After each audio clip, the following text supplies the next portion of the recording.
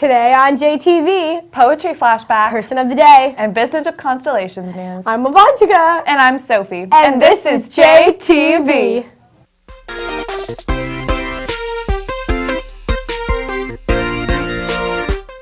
Good morning, Jordan Middle School. Today is Tuesday, May 16th, and that means there are only 11 days of school left.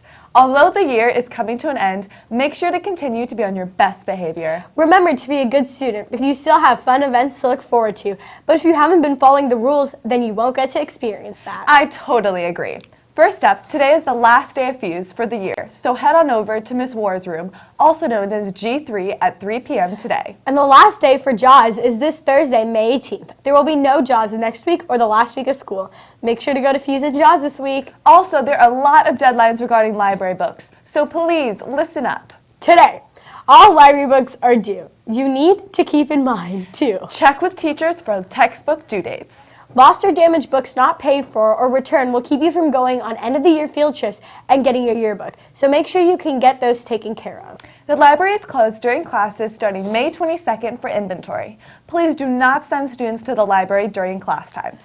The library will remain open for students before school, during brunch and lunch, and after school until the end of the year for book return and computer use. Online books and audiobooks through Overdrive, which is in your ID portal, will remain available for checkout all summer. And now listen up, McJaggers. We hope you all have a copy of the second issue of Jordan's Literary Magazine. They were delivered to all fourth period classes except for teachers that have prep periods. Copies will be in your boxes.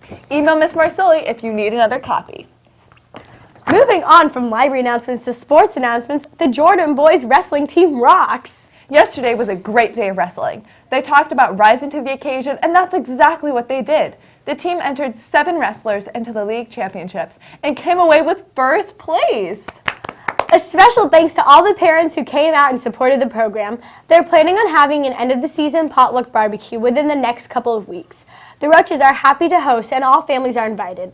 There will be more information to follow. Oh, and a quick reminder to all students, but listen up to hear about these details to a fun event. This Wednesday's advisory will be an advisory swap. 6th grade students will swap to a 7th grade teacher, 7th grade students to an 8th grade teacher, and 8th grade students will be visiting their former 6th grade advisory teachers. This will be an opportunity for students and staff across different grade levels to connect before the end of the year. Please head to your advisory teacher on Wednesday, who will give you further instructions. And now we have our person of the day. Kalpana Chawla was the first American Indian to travel into space. She mainly specified in the operation of any robotic arms on board. Sadly, while on board on one of her missions, she died in the Space Shuttle Columbia disaster. After the depressing crash, she was given in her memory the Congressional Space Medal of Honor. And Jags, make sure to catch the film festivals and screening of the movies The Jungle Book, My Neighbor Totoro, Ping Pong Player, and Spirited Away. Remember, Ping Pong Player is a PG-13, so you will need a form to make sure to look out for room numbers for the movies. And finally, to wrap up today's broadcast, in the spirit of poetry, let's take a quick look back in April when the 8th graders had just finished their poetry unit and participated in the Poetry Speak Out. We will go overtime, but here's reporter Sophia to give us the inside scoop.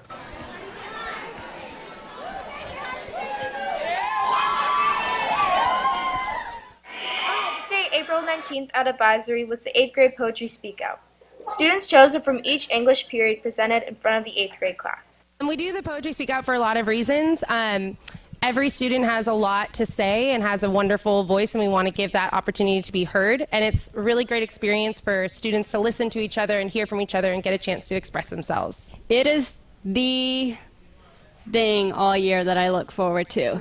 It's what you hear from students is phenomenal, such a range. And it's important to have student voices heard. The poems included several topics, but each poem presented was truly amazing. Some poems were humorous, some were sad, and some gave you perspective of what's happening in the world. Don't tell me that immigrants ruined this country. This country ruins this country, this land of the free and home of the brave, where people hide due to fear. You want the beach and the sand, and all I can give you are waves of light and cement. Saturated, tear-smeared eyes, shutting tight, searching for sanity under bathroom light. How is this man, callous and racist, winning our votes and praise? Why do Americans want this man to govern the United States? Banned for their culture and religion in a land that is supposed to be free. Others sobbing over a brother shot for the color of his skin. I think oftentimes we focus on the essay and formal writing, preparing for college and high school, and this really allows students to be free and just let their voices be heard. It makes you notice, and we walk around in our own heads a lot without thinking, like without noticing.